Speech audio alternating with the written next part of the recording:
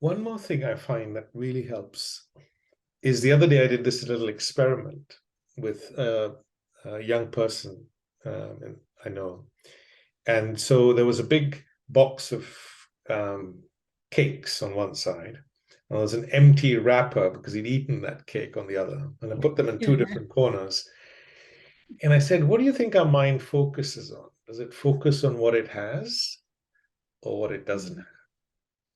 And he immediately knew we focus immediately on what we don't have. And that can be a trigger for our sadness and depression, right? Yes. So yes. to counteract that, maybe we could talk about or think about the things we already have, the things we can be grateful for. Do you think that can be helpful?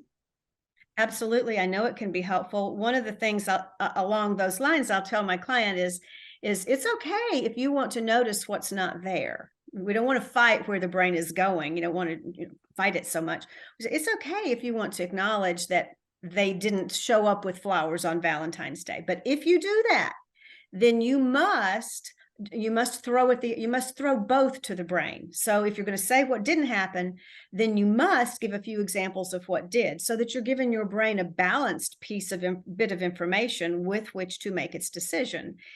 And that always gets somebody's attention as well. First of all, it makes them think a little bit more instead of just habitually jump on the first thought that comes to their mind. Yes. That's a beautiful thing you said, that our mind habitually jumps to the first thought that comes to our mind. And maybe this journey out of depression lies, the core of it lies in looking at the second, third, and fourth thoughts as well, and saying, what are the other ways of looking at things? Right. What have I got to be grateful for? Right. Just focusing too much on the negative and so on, right?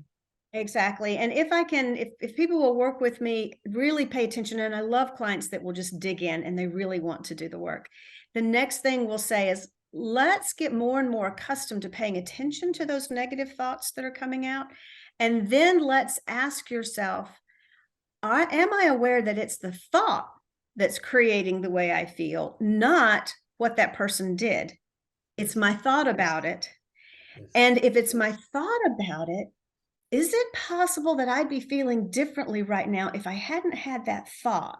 Not saying don't have it, but would I feel, and that opens up the possibility that, or at least the beginning of understanding of, it was this thought, it wasn't the circumstance. And guess who's in control of my thoughts? Right. The key. Who's got the key? I was about to go reach for it again. That's exactly right. I hold the key. I get to determine, it was a thought. It may or may not be real, but I get to decide what I'm going to do with it. And if I'm going to hang on to it, maybe I want to have another thought that makes me feel better. So to realize, I think here we're coming to the kernel, the core of what's going on. So our mind is reacting automatically. We're not aware of that reaction.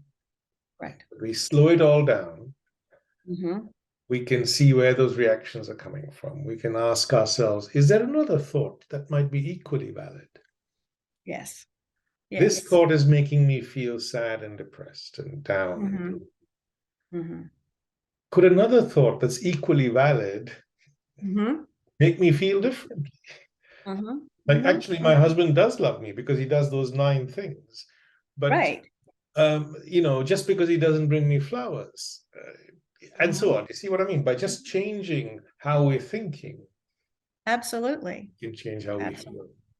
Okay? And it may be even something not as small as, he didn't bring me flowers. It may be he was snapped with me and he was sharp with me and he used some harsh words, but that doesn't mean he doesn't love me. And I've got to figure out exactly, if I jump into I'm not loved, then I'm missing the point of maybe what I need to deal with in the relationship.